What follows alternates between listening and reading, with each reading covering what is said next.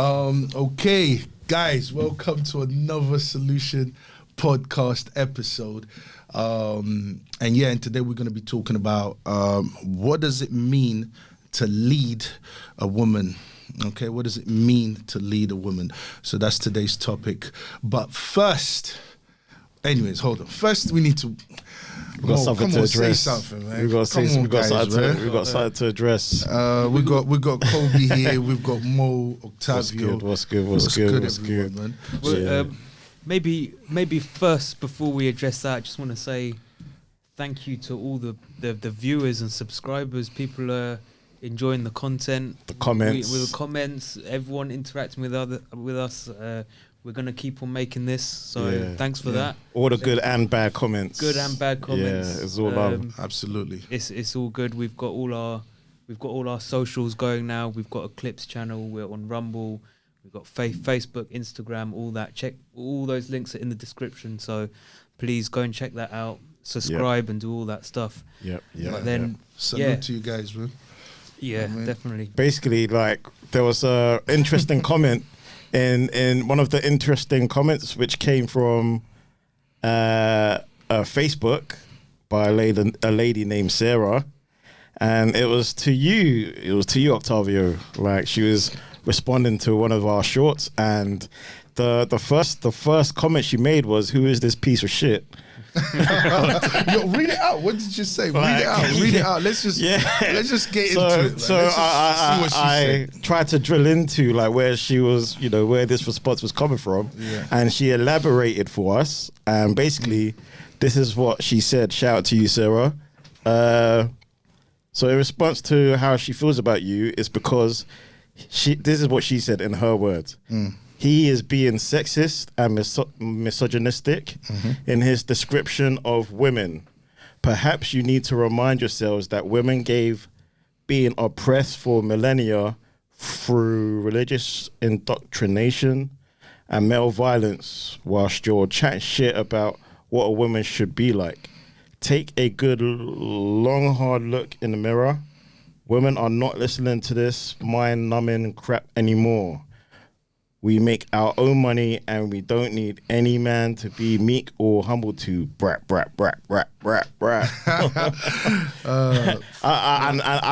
personally told her this is how I see the dynamics of relationships. Okay. Nowadays, that women don't want to be led, or women, because they are getting their own money now. Yeah. And they're like working. For me, I feel like it's changed the whole dynamics of relationships. The moment women decided they want to step into the workplace, dynamics of male and female relationships from that day changed forever. The cost of living rose because of that as well, right? The cost of living. I think it was before. Was it before or after? Women entering the workforce did create the cost of living to rise. Okay. What are we talking in historic? No, like historically, was this a recent? No, historically, in the course of events. When we're talking about women entering the workforce, is a historic fact. It happened. What 50s or 40s or something like that. After World War II. Yeah, it was after World War One, really. Oh right. It was after World War One. That's where the propaganda for women to enter the workforce. But before that, I mean, feminism started in the 1800s. Okay. So first they wanted the right. They wanted to enter the workforce, and then wanted the right to vote, and so on and so forth, right? So it's been coming. Which one was first, entering the right to vote or entering the workforce? I think it was the right to vote. But anyways, it's one of those. It doesn't really matter. What matters is that with women entering the workforce, the cost of living went up. Okay. I didn't really know about that. That's another thing as well. But just to shout out to you, Sarah, man. Shout out to you. We appreciate every comment. We don't care how offensive you are. We believe in free speech, and I will address you respectfully because that's just who I am. She called you a piece of. All right. First of all, we need to define a few things. She made some accusations, right? She said that I am being sexist and misogynistic, right? Now, what is misogynistic?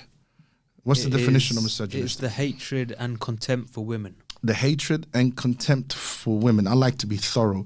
Sarah, is it Sarah? Yeah. Yeah. You're gonna check the actual definition. Of course, we Do have your to. Googles.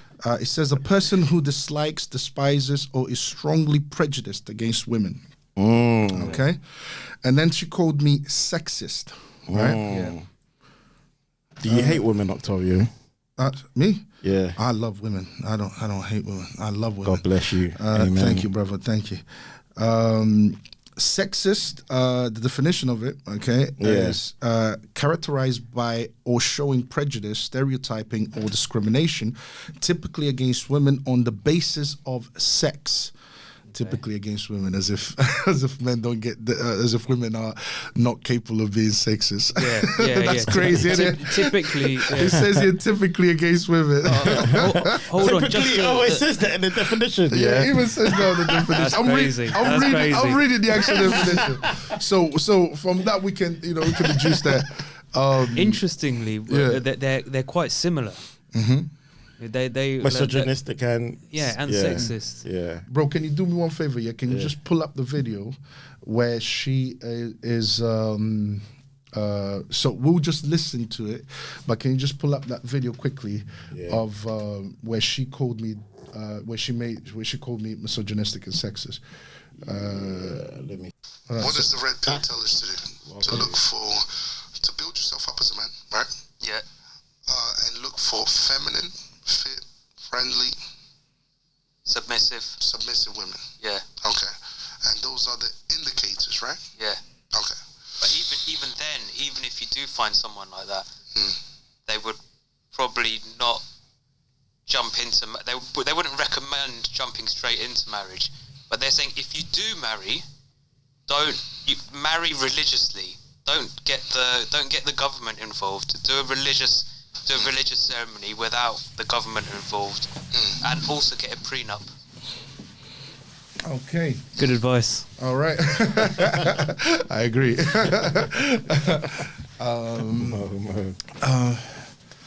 But yeah, all right. Okay, Sarah, listen, I need you to pay attention to one thing. You call me sexist and misogynistic.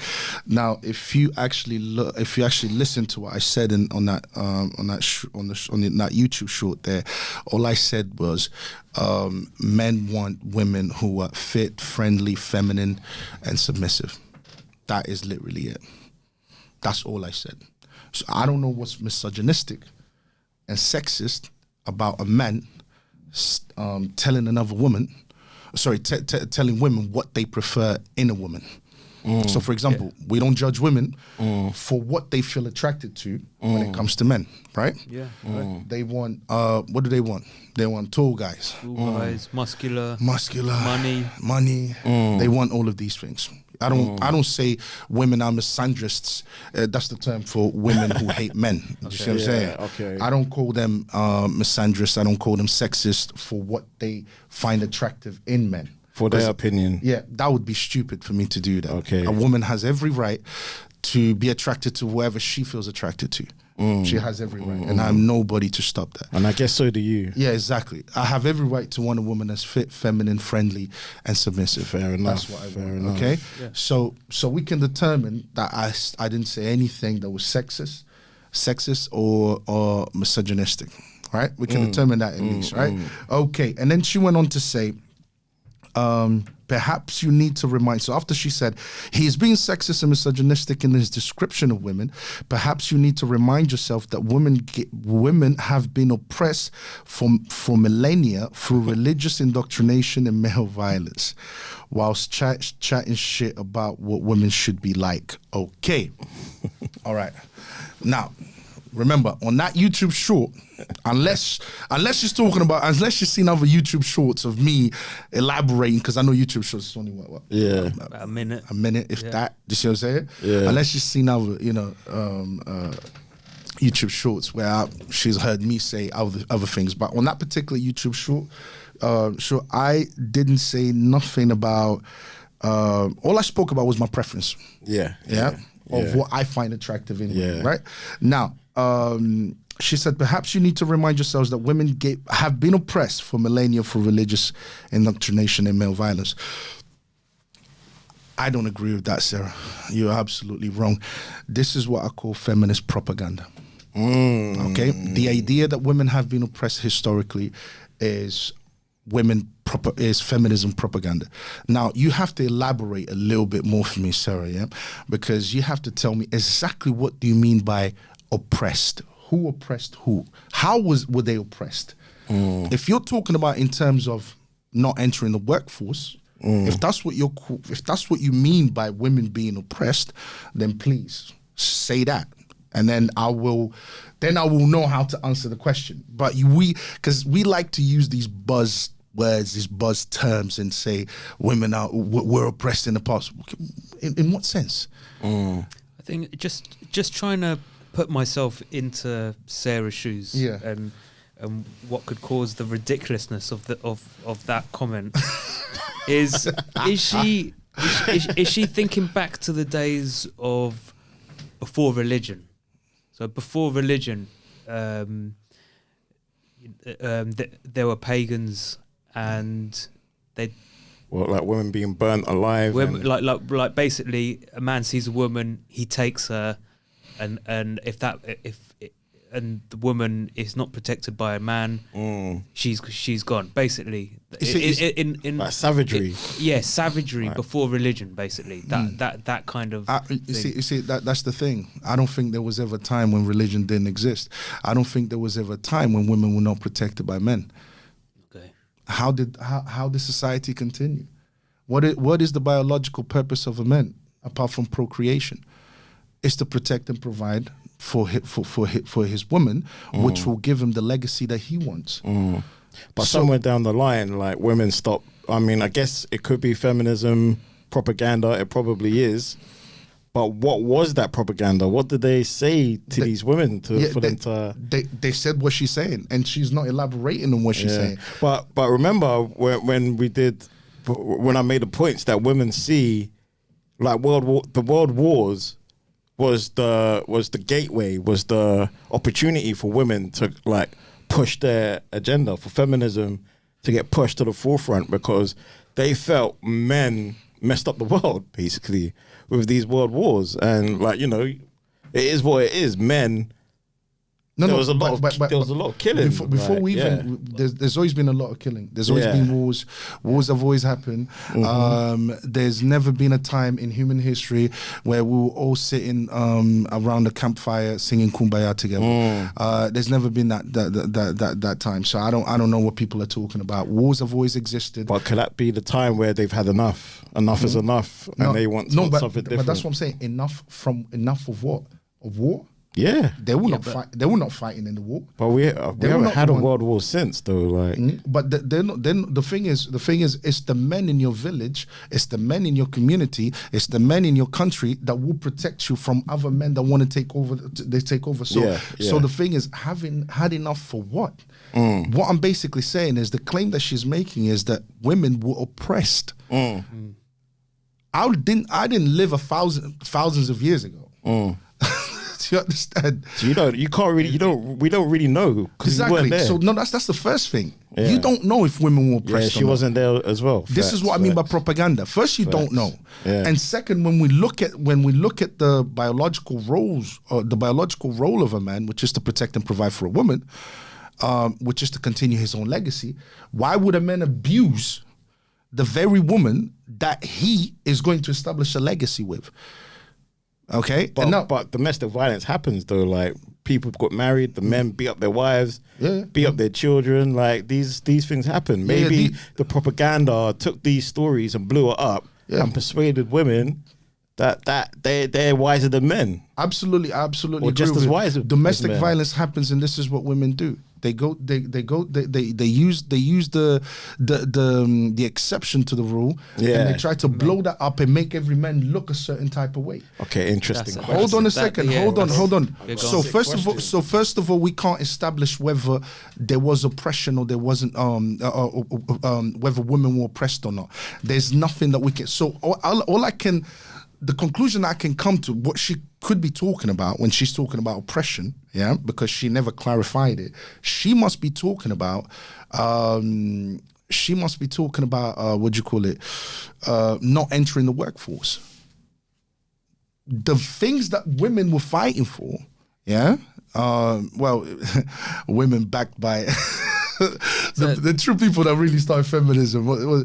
Yes, women were the activists, but I'm sorry, men were the ones pushing certain people at the top were pushing the feminist agenda. It wasn't, women were not out there. They didn't win a war. Did women win a war against men? Well, if anything, they were being protected.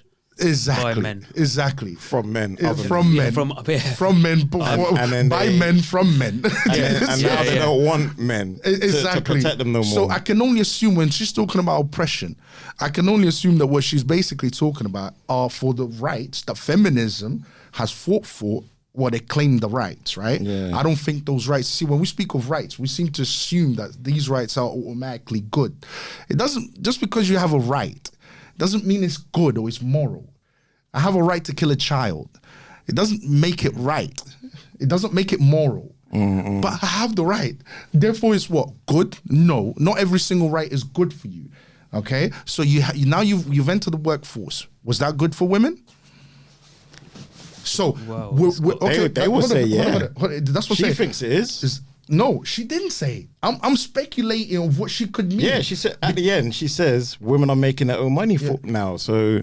I see. I haven't even got to that part. Yeah, so that's true. They don't have to put up with it. So she clearly, thank you. So she clearly thinks she's happy women are working there. But that goes to all kinds of other problems of women having their own money and being the sole person. But back to my question. Let me ask this question. So you lot think propaganda, like persuaded the society to let women into the workplace, like to promote feminism? Of course, feminism. So why didn't the men use propaganda to persuade the women to stay at home? They did. Yeah. So the men lost. Yeah, they lost because they were fighting against the machine. Then we got to take the help. What's the machine? Yeah. The machine was the powers that be that were supporting the women in pushing feminism along. Which are men as well. So they would machine. So for example, it's like now, yeah, we all know what happened to Andrew Tate. Yeah. As powerful as his voice was, yeah, it got silenced real quick when someone got to him. Yeah. Yep.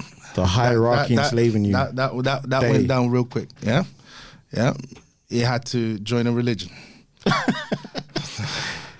What I'm basically saying is, and maybe he did it for genuine reasons. That's not an attack on him at all. You know what I'm saying? I respect what he talks about. I don't agree with it 100%. But most of what he's talking about is absolutely right, and every man should become that version of what he's talking about. But it's interesting because now he's come out. Even he said he's going to talk about things differently. Oh, for which real, he's not here. He's not going to come with that kind of character that he triggered so many people. You mean that tone, that masculine tone? Yeah. He's going to have more of a pious kind of submissive tone. Oh wow. Maybe, yeah. Maybe. Oh, wow. Feminine tone. Wow. Are we getting closer to the truth here? Okay, so let's talk about the rights that she's concerned about, right? Yeah. She's concerned about, she's basically saying that oppression means women not being allowed to enter the workforce. Well, let's talk about whether women entering the workforce was good for women or bad for women.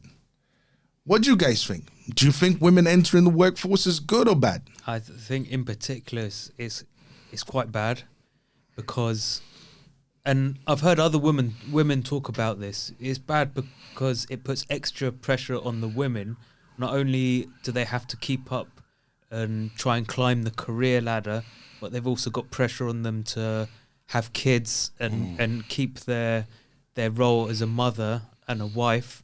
And I think really it's too much. It is too much for women to take on both those things. I've done jobs and I work in accountancy, and I've been in the office seeing how women react. Not every woman, but I've seen how they manage their stress. And yeah, it's like, they like lose hair, like sick. They have to come off work, sick leave and stuff like that. And I just feel like, man, like, some things are not so obviously I won't find it stressful, but some they things are like, not meant for women. I like overreact, and I'm like, man, like you could It's sit like- at home and They're not built for that. I think I see that at work as well. You It's see like it in work. sometimes it's just like in your head you just think, relax. This is just work. yeah, exactly. Yeah. Do you know what I mean? When it's like, don't take it so serious. yeah, like, don't take it so too hard. serious. These are issues that we address. We might make a new part of a system to avoid the errors that are happening, and we move on. Yeah, I think the agenda was just to destroy the nuclear family. That's why they wanted 100%. That's why they wanted women to enter the workforce, and there's a biological reason for that. Women's fertility. When are women most fertile? When can women give men the amount of children that he desires or wants? Most men don't want to have one child, which is what a woman in her 30s can give a man, because we know that by the age of 30, women lose 90% of their eggs. We know by the age of 35, she's dealing with high-risk pregnancy. We know that she's not going to have the psychological disposition that she would have when she was most fertile, which is, a woman is most fertile, guys, from the ages of 18 to 24. Okay, that's when a woman is most fertile. Damn. So that's when a woman should be thinking about having a family. But guess what she's doing? She's at uni. She's trying to pursue a so-called career. It's not really a career, it's just a job. Most women, most women and most men don't really pursue careers. They just get a job. They get a good old job at Tesco's. Yeah. Terminology. Coming in. At Tesco's. And that's it. Most people, very few people really and truly have careers. This idea that women out here building careers is, again, another feminist propaganda. Okay? So biologically speaking, you're telling women at the age that they are most fertile to basically pursue a job. All right? And when she's most infertile, because a woman, whether she likes it or not, because of the biological clock, she knows her biological clock has an effect on her because it's a biological reality, right? So she knows that she wants to have a family because that's a natural maternal biological instinct that she has. She wants to have that family. That's why she bleeds every month. That's why she has only a certain amount of eggs. That's why all of that plays into a woman, how do I say this? Natural purpose. Natural purpose. Do you see what I'm saying? So her natural purpose is to have a family, to have children and so on. That's why she's capable of having children, and men are not capable of having children. Well, feminism came along and said during your most fertile years is when you should be pursuing a job. Yeah. And women bought that because it gave them ego. So what happened? Gave them power. Fake power. Because what basically happens is because and there's another biological reality called hypergamy. Yeah? Women are earning money now, right? Yeah, even though they're not part of the STEM field, even though they're not doing the most dangerous jobs or the jobs that run society, the careers that run society, even though they're not doing it, build society, or build societies, right? Or build infrastructure. But nevertheless, they have joined the workforce, okay, and made things more expensive, more difficult, and more difficult. That's the reason why. That's the reason why a man's wage is no longer enough to raise a family. That's why. Because they got women to enter the workforce by giving them this egotistical view that somehow you will feel fulfilled, when the truth is that her biological reality is what truly fulfills us. So they lied to them. All right. So by the age of 30, she's old, unattractive. Yeah, men are no longer attracted. Men are not attracted to older women. The reason is it's not because of some, some pervert reason. It's not because of that. It's because you're not as fertile. It's a fertility thing. I can't have. It's not a perversion. It's not that men are perverts. It's you're not as fertile. You're not. I can't build a family with you. I can't build my legacy with you. You can't have 5 kids. If you only have 1 kid, what legacy are you building? And look at the birth rates. No wonder why. What have we seen since feminism has told women to enter the workforce, has so-called sexually liberated women, which just turn them into prostitutes, literally, selling their own bodies and all of that, right? So what have we seen? The nuclear family has declined. All right? Marriages have declined. Men don't find, the reason why marriages have declined, men are just not finding women in their 30s that have pursued careers and so on, jobs and so on and so forth attractive anymore. And guess what? When a woman earns a certain amount of money, it's not as if she turns around and says, you know what, I'm still going to be with this man even if he earns less than me. She wants a guy. She wants above. She wants a man that earns the same or more than her. Yeah. And those guys want more than one woman. No. Those guys. No. Those guys. That's the red pill. That's the red pill. Those guys want legacy. They want families. Yeah. Those guys don't want older women. The women demanding this type of stuff are usually the ones pursuing jobs, and now the older women who have made bad choices and they've got a higher body count and they're trying to come up and still demand. But look at the nature of a woman. She still wants the men, even though she earns quite a lot to survive on, right? She still wants the men to come in and still earn more than her. Now, please tell me, if that's her nature. That's her natural nature. Her natural nature is to want a man to provide for her. So she wants to feel like that. This is why, even though she's earning the amount she's earning, she still demands for a man that earns more than her. Why don't you take care of the poor guy? What am I saying that's wrong, bro?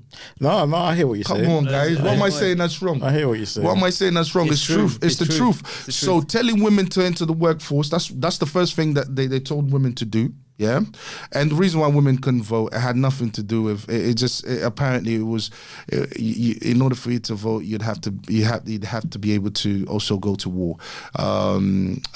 What's it called? Drafted or something like that, right?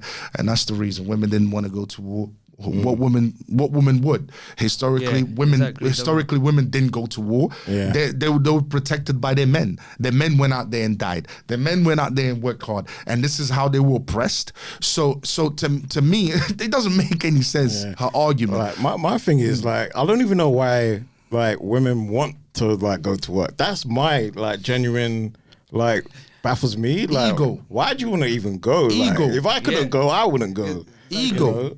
It's a headache every day. You gotta go to work. The battle, the stress, and all of that. It's boring. It's that feminist propaganda that basically told them that you'll only be fulfilled as a woman. If I could raise my children and be at home and see them blossom, I would love to do that. But I'm not trying to advocate for staying at home dads. But I'm just saying, if I don't understand, when you're born, if I'm born a man, I want to be the manest man as possible. If I born a woman, I want to be the womanest woman as possible, and that would direct me to that housewife, take care of your children type of thing. So I don't understand why they see what we're doing as exciting, and they want to do what we do and wear the trousers. And feminism told women to be men. Well, they want to be men. Why did they buy into that? Why did they buy into that? Why did they buy? Because ego. Because of ego. Ego. Listen, guys. Please read what these feminists have written. We're going to come up with a list of feminists, that really changed, the landscape, in terms of how women thought of themselves. It wasn't just the right to vote or entering the workforce. Then a wave of books telling women that you will be fulfilled as a woman. This is your purpose and this is your right. Do you see what I'm saying? Conveniently, when it's funny that they came out with all of this. Conveniently, when men made the world so modern, do you see what I'm saying? They wouldn't have come up with that before. Do you see what I'm saying? They only did that when men made the world so modern that we got so many modern conveniences now. Because otherwise, it wouldn't have been achievable. Do you see what I'm saying? And it's still not achievable because it's literally destroying the nuclear family. It's destroying everything. Where are we heading in the next 100 years if we continue with marriages declining, the birth rate declining? Where are you heading? You're killing your own children. So going back to her question, right? Going back to her question. So she's talking about the right to work. We've debunked that. the right to vote, we debunked that. If she's talking about, if that's what she means by women were oppressed because they were not allowed to work, well, why do women still want men that earns more than them, even though they earn a significant amount, all the same? Exactly. What's that about? The power couple. They want the power couple. They want him to be freaking a gazillionaire, and she wants to be the gazillionaire by his side. But he earns just slightly more than her. It's stupid. In utopia. It's crazy that. That way you think, but the fact not reasonable. It's not you reasonable. think that's actually going to work? Yeah. Are you going to be happy? It's madness. Look at the billionaires. Like, Jeff Bezos? He got divorced. What was it? The Microsoft dude. He got. I think Bill Gates. Jeff Bezos's wife that he divorced is like one of the richest women in the world. Yeah, crazy. Yeah. But what I'm saying is, it all comes down to biology. Because women are physically weaker than men, they can't work as hard as men. They can't, because they give birth. They can't stay in the workforce for longer. They can't do all of these things because women are more emotional than men. They can't do that. This is why STEM is dominated by men: science, technology, engineering, and maths. They can't do what men can do. Do you see what I'm saying? But of course, feminism comes along, telling them that apparently you can do it. All right, so they bought into that. That's really what it is. Then feminism has the brilliant idea to turn them all into prostitutes. To turn them all into, and they call it sexual liberalism. But they didn't come up with that until they gave them the right to kill their own children in the womb, murder their own children in the womb, and until they gave them the pill. Yeah. So do you believe in contraception? No, I don't. But what I'm saying is because there's ways of there's ways of doing it. Like there's a time period when a woman is not ovulating. Just pull out. It's basically you're this guy. I wouldn't advise that. Pull out technique. Pull my king here. Pull out. Okay, sure. Well, no, yo guys, don't do that. Don't do that. This guy. But it's true though.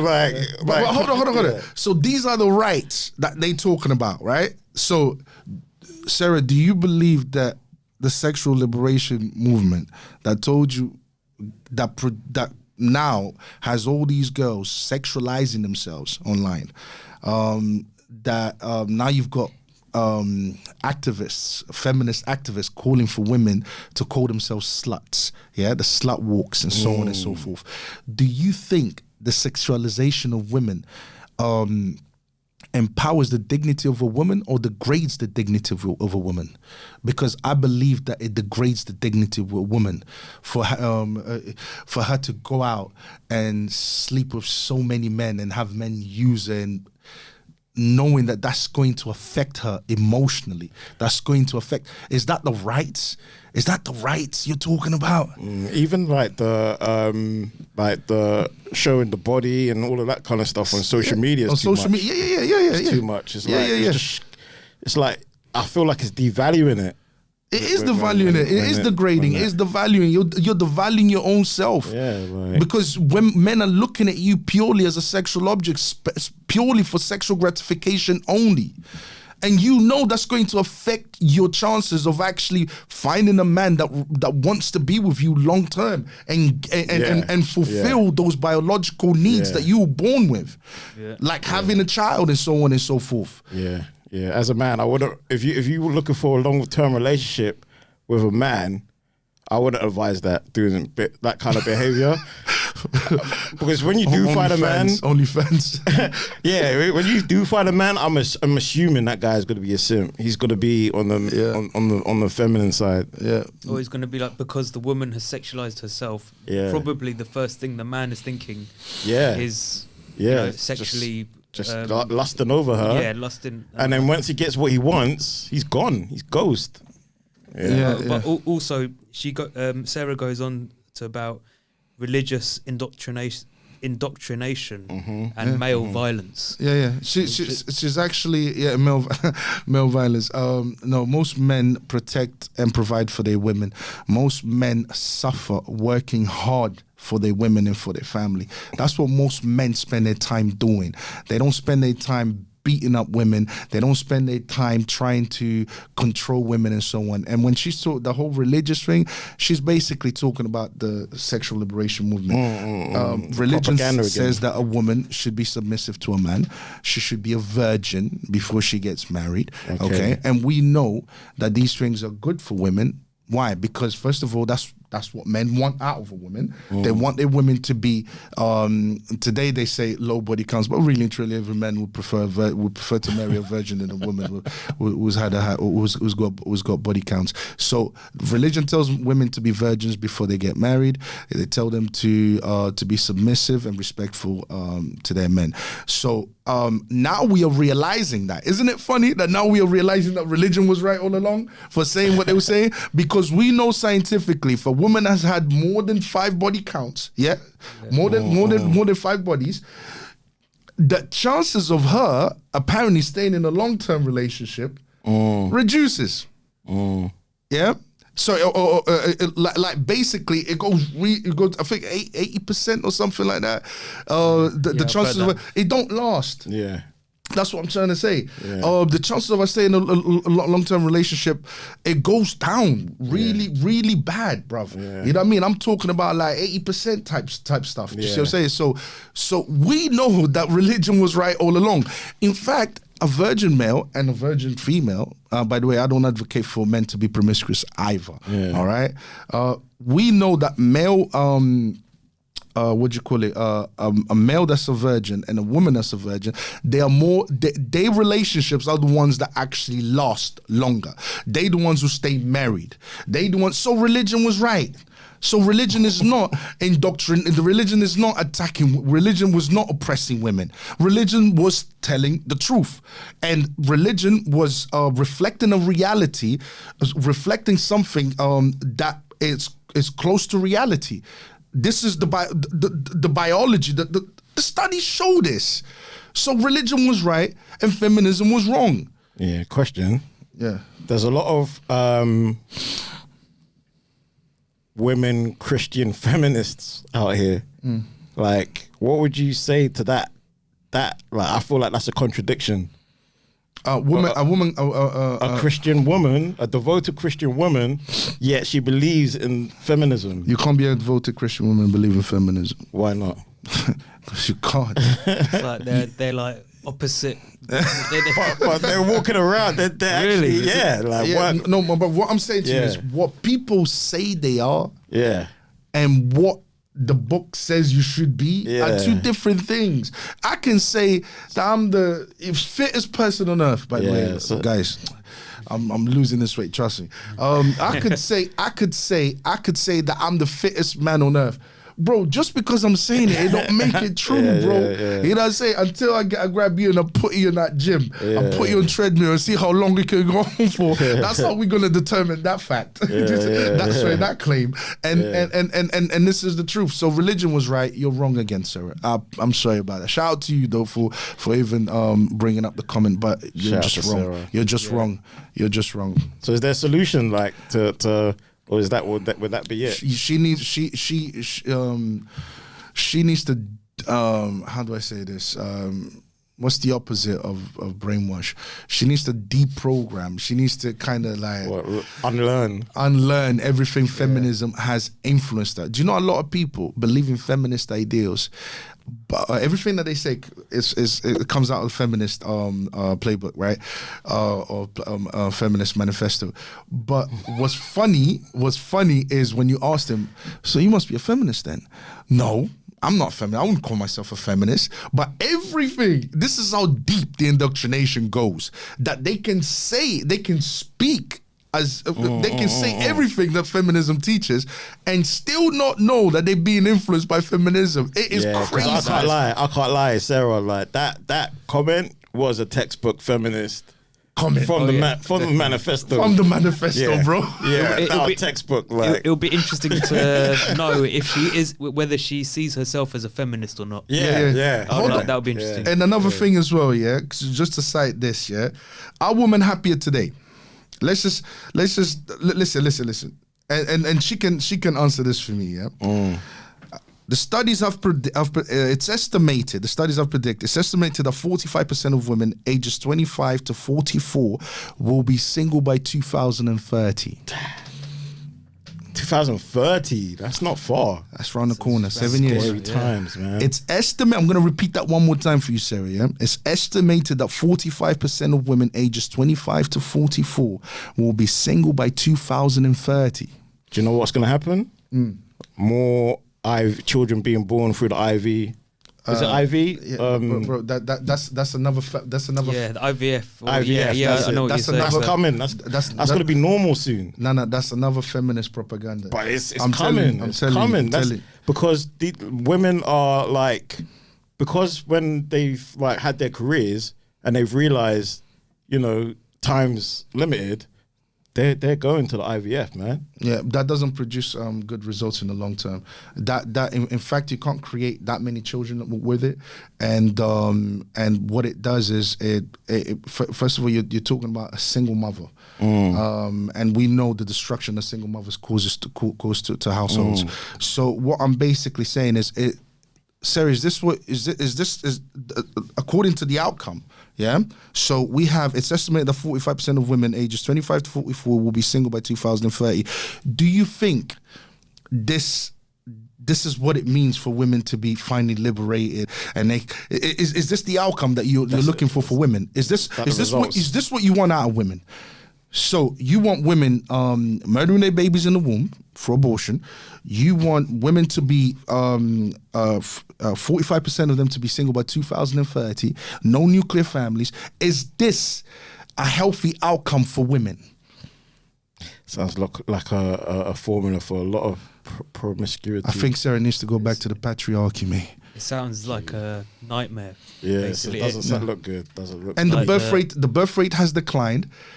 Marriages have declined. No one. I mean, come on! You're literally looking at the destruction of society, and women are still thinking like that. Entertaining it, yeah. This but is they're crazy. getting paid though, man. They're getting paid. But getting that money, man. But you know what? This ties in. Career. Yeah. This guys, even though we went in long, Louis Vuitton. even though we went on long on this one, Yeah. but it actually ties into what the topic was, Yeah. For real. which is men. What does it mean to lead a woman? What does it mean to lead a woman? Jeez. What does leadership look like from a man's perspective? What does it mean to lead a woman? What do you think? I reckon I always got to take it back to business. I always got to take it back to sales. To lead a woman, it means you need to be. You need to find out what a woman wants, produce it, and keep producing it, and all should be good. Like men, I feel like a big issue is men don't try to find out what women want, or maybe women don't even know what they want. Could that be it? I think men. What do you reckon? Because from a customer, just think customer service. I'm providing you boyfriend, husband service as a man. Yeah. But at the same time, it applies to a woman. She should be applying girlfriend, wife service to the man. So roles. Yeah, it's both ways. So they both have to talk about what they want and what they expect from each other. I really don't understand the whole why this gender war is so blown out of proportion. Like when men meet women, they should just talk about what they want from each other. I don't think they should talk at all. The thing is, for someone can only lead someone else if that other person is accepting consent. Is accepting that they're going to be led. Yeah, so we're human, I guess. So it's like we all accept the law and the government as laws to live by. Yeah, we haven't got a choice. We can't law go around, enforcement. We can't go around stealing and killing each other. We have a certain amount of acceptance of that. Yeah, because we got law enforcement. Putting us in check if we get out of line. But there's no law enforcement in the dynamics of a relationship. It's like it's a free open market, I guess, or it's self-regulated. Nah, I think it's written in our biology. Yeah, I think we have the Look, a woman has a vagina, a man has a penis. A woman can give birth, a man can protect and provide, and is stronger. What I'm basically saying is there's nothing to talk about. We know what our roles are. Let's just get on with it and do it. Why all the bickering? But the thing is, what does it mean to lead a woman? It's more on the man's side. So the question is about leadership for men. Okay, what is good leadership, so to speak? What is good leadership on the man's side? So what does it mean for a man to actually lead a woman? So for example, I believe that for a man to be a good leader, protecting and providing comes with the territory. It's already there. You know what I mean? You have to fulfill your biological function. I'm stronger than you. You know what I mean?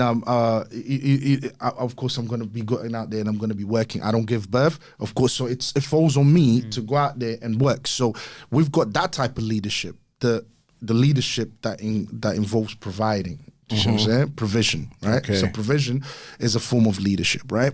Assuming she wants that provision. No, of course, no. We're assuming you both want to create a family. I mean, the only reason why men and women come together is for two things. It's either for sex, for sexual pleasure, or to build a legacy, to have a family. Okay, that's the only two reasons why men and women should even be interacting with each other. Yeah,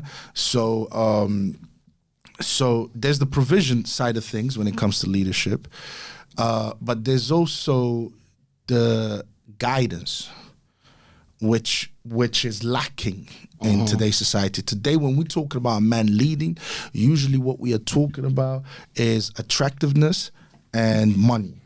Yeah, we stop there. Or you gotta be fit, of course. You gotta be fit, of course. You gotta have money, of course. All of these things, that's good leadership. Yeah. But guidance, moral guidance. I'm talking about moral guidance. Okay, morality. So for example, most men are not rich. You know, the red pill is giving this thing that most men will be rich and they will come. Most men are not rich. Not in the real world. They earn basic incomes, and for most of human history, they've had submissive women. They had women that that's my husband. He works hard. He brings him. But moral leadership is what's really lacking today. Moral leadership. So do you think the men have these leadership skills then? Do you think they have these characteristics? I think a man has to have these leadership qualities in order for them to have a successful marriage or successful long-term relationship. And the reason why they don't have it today is because most men don't have these they're not fulfilling all the levels of leadership. They're only fulfilling a certain amount, a certain section, a certain part of that leadership. So, for example, only money. That's it. Yeah. Well, that's not enough. So, for example, I might not have all the money in the world, but if I give the proper moral guidance and do the best I can to provide for my family, which I will regardless until the day I die. But if I raise my son right with the right morals, I know he'll make it. It's not a problem because I raised him right. So I know that my line, my legacy will continue and will eventually thrive, even if I didn't make it. Do you see what I'm saying? But moral guidance is that main ingredient that really allows. I mean, if you're not doing it for your legacy to survive, then it just becomes a selfish endeavor. Yeah. But do you not think in the world that we're living in now, it's so ruled by money? That it's almost that is slowly going up the scale of importance. Maybe it may be even creeping. Number one. Yeah. I mean, what would you say that it might be creeping above the moral guidance? It has. It has. Yeah. It has. It has crept Absolutely. above the moral guidance. And this is why we have the results that we have. Because it has crept over the moral guidance. And this is why we have the problems that we have. Everyone is doing it they're living for instant gratification. They're not living for their kids, if they cared about their legacy just means my children. The ones that will survive, because no one is going to live forever, guys. So we all gonna die. So what have you left behind? Yeah. Exactly. That's what's going to continue your lineage, because that's how you got here in the first bloody place. How do you think you got here? Your father had to sacrifice. Your father had to make sure this and that and that and that. Your mother had to sacrifice. She had to follow him. She had to, and it was about duty, not how you felt today. It was about duty. I don't want to go work every day, but guess what? For the sake of my bloody family and my legacy, I will. Your children will disobey. Then you have to continuously, tell them, son, this is wrong. You know what I mean? Like, you have to continuously rectify what they've done wrong, and so on and so forth, and teach them that this is right, this is wrong, and so on. That's moral guidance. That's moral guidance, yeah. Most parents, they leave it up to social media, the TV, or the schools to teach them what is right and what is wrong. And all of those things are just teaching them to do bad things. I see it so often. Parents, they kind of they use the TV, to raise the children. phone, or the pad, the iPad thingy, just to keep them busy. Here, but there you go. There you go. Don't chat to me. It's almost like shut up. But and they give them these mobile devices. But I think what they don't realize that at that time they're giving them these things.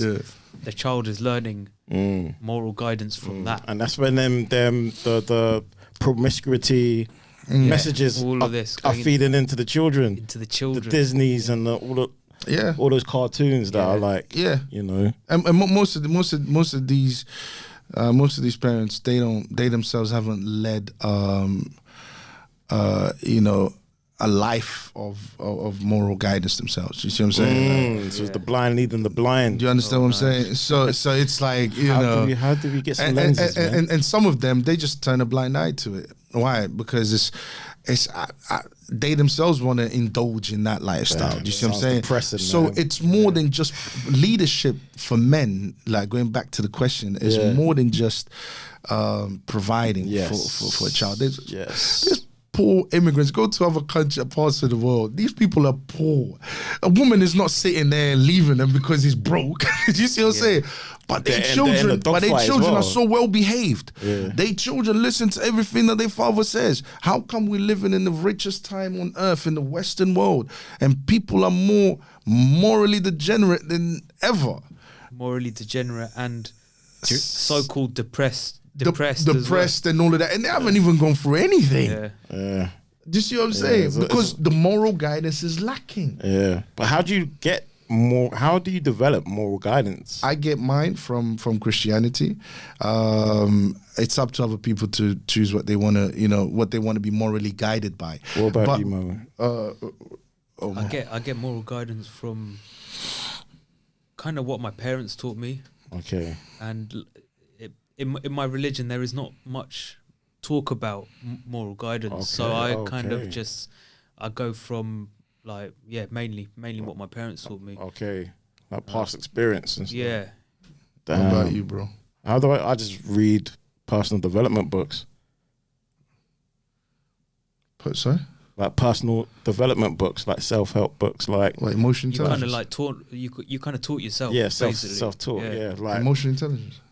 Yeah, stuff like that. Yeah.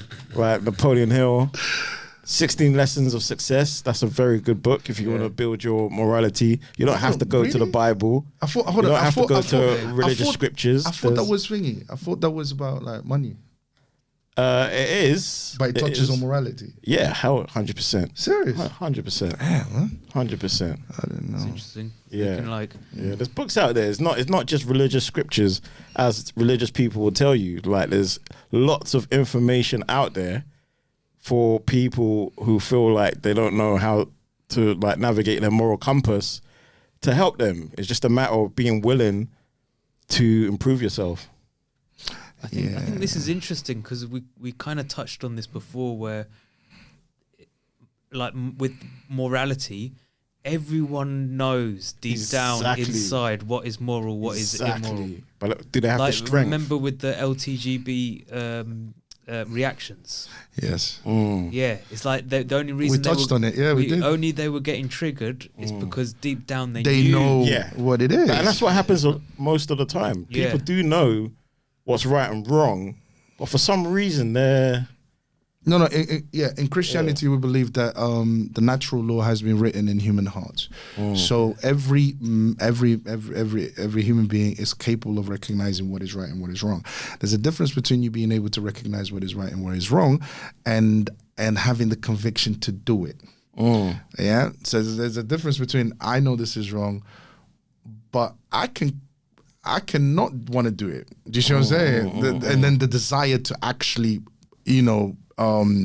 convict yourself and say, you know what, I'm going to act on it. I would argue that most human beings, they don't act on it. You know what I mean? Even though they know it's wrong, even though they know what they've done is wrong. Do you see what I'm saying? They don't want to act on it. Do you see what I'm saying? And the golden rule is do unto others as you would like them to do unto you, right? Yeah.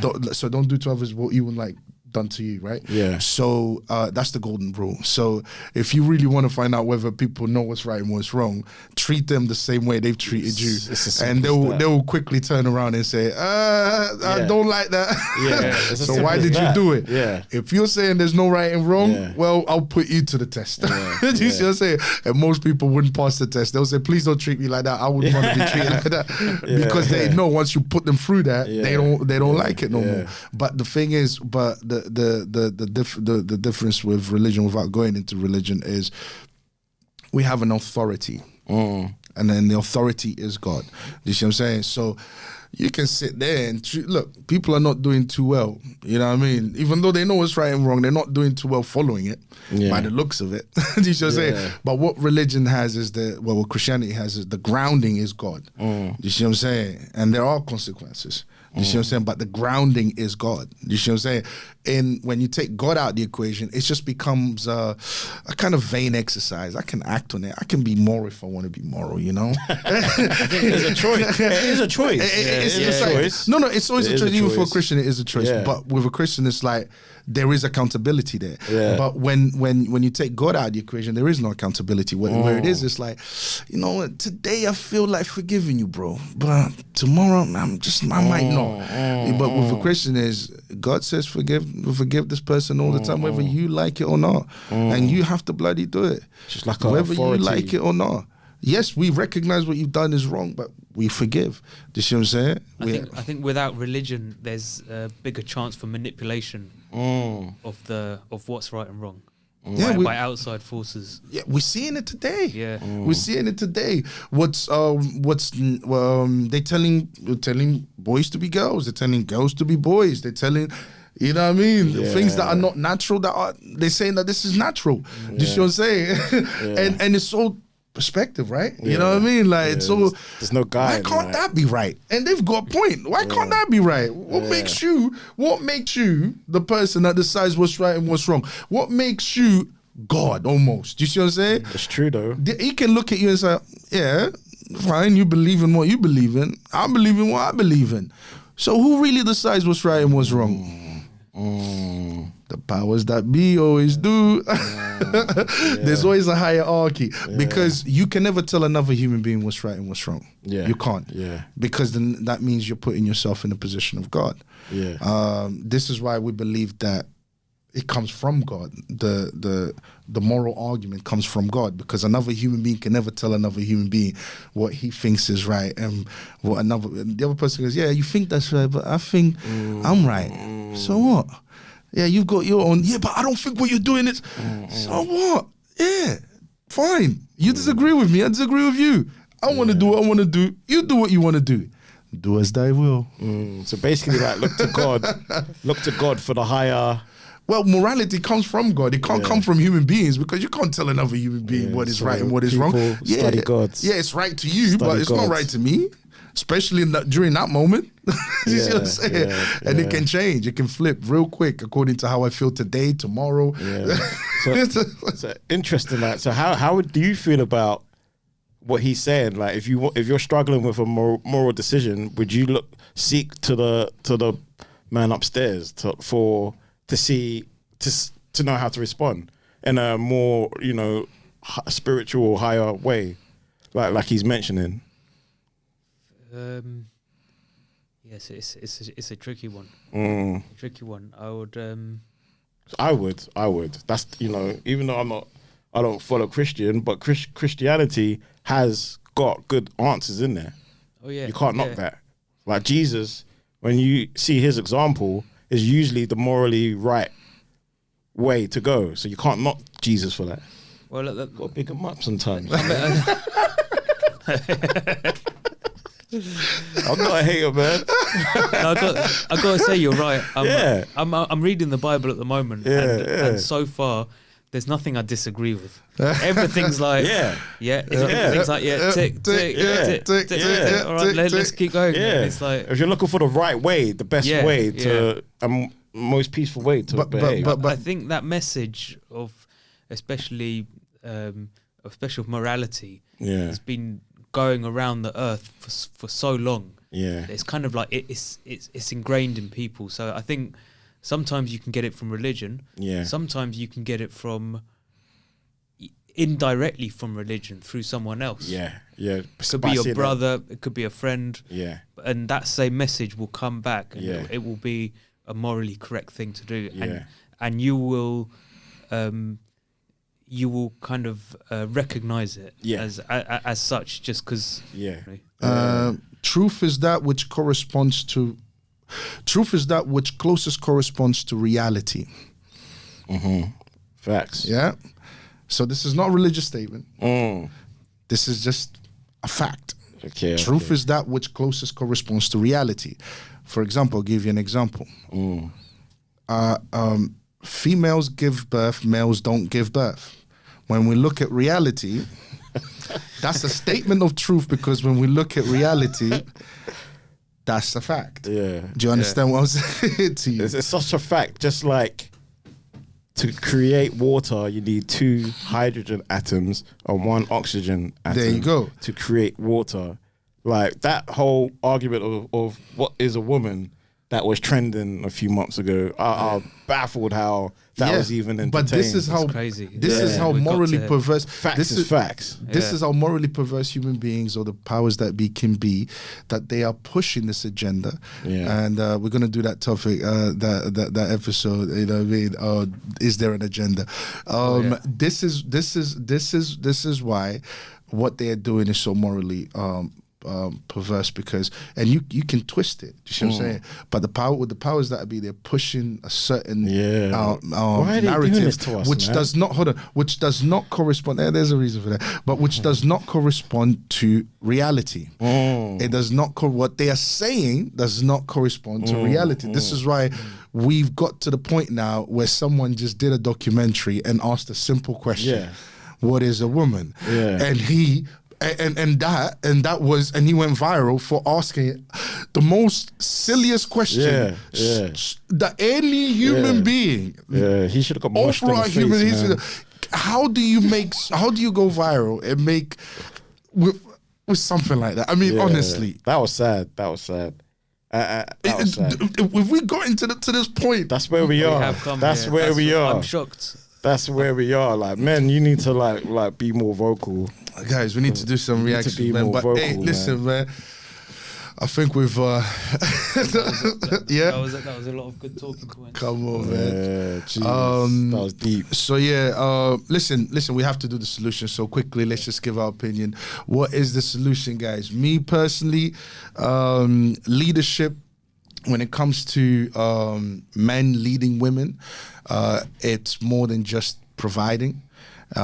It's more than just protecting. It comes to also morally guiding the family. Okay, so leading leading a woman basically means a woman obeying your moral your leadership in every way possible, including moral guidance. Okay, so that's what it takes to lead a woman in my perspective. So now, in regards to Sarah, Sarah, I've backed every. I've backed every point. So we went down. I mean, we come on, like, you gave it to her, man. So we saw how the workforce doesn't. How do I say this? Is not compatible with women, biologically speaking. So we saw that women entering the workforce is not compatible with women biologically speaking, and when it comes to raising a family and so on and so forth. And we also saw that the sexual liberation was not good for women, because promiscuity affects women in a negative way, in a bad way, and it's not conducive to a long-term relationship as well. So we've touched on all of that. So yeah, my solution is just don't listen to feminism and avoid feminism as pure evil, and yeah, that's it really. I would say with regards to what does it mean to lead a woman, I would say it means you being responsible, you being accountable for your household. Before you choose a woman, research, learn her. You both get to know each other, like the whole courtship phase. Take your time. Talk about what you want for your future, how you want it to look like, and if it makes sense, then go for it. And just make sure you both know and accept what role you're going to do. And it's going to be teamwork, and it's going to be sometimes you got to support each other or do each other's roles, but just know, it's just like a job description. Just know what you're getting yourself into, so there's no surprises. Cool, yeah. I actually agree with both of you on this. About protecting, providing moral guidance and all that. I think another point that ties in with that, a key thing, is money. So we all know that most marriages break down due to financial difficulties, and we're also aware of the fact that women are looking looking for mates that are richer than like have more money than them, and are more successful for them. So I think if like mentioned, really concentrate on getting building up as much wealth as possible before jumping into marriage, and like you say, like kind of like research it, see and take your time and all that kind of stuff. And the other thing about the comment about Sarah's very strong feminist points, I think she might not be aware, but Red Pill kind of addresses all these points perfectly, and like it's almost the antithesis for feminism. Okay. So if she checks out Red Pill stuff, she will get a really good understanding of the truth and the negative effects feminism has caused, and that has caused on society, that we can now see in today's age. So, some homework for Sarah there. Yeah, a bit of homework there for Sarah as well. Yes, guys. Listen, man, salute to you guys. Make sure you like, subscribe, and comment. And yeah, man, we'll see you on the next episode, man. The Solution.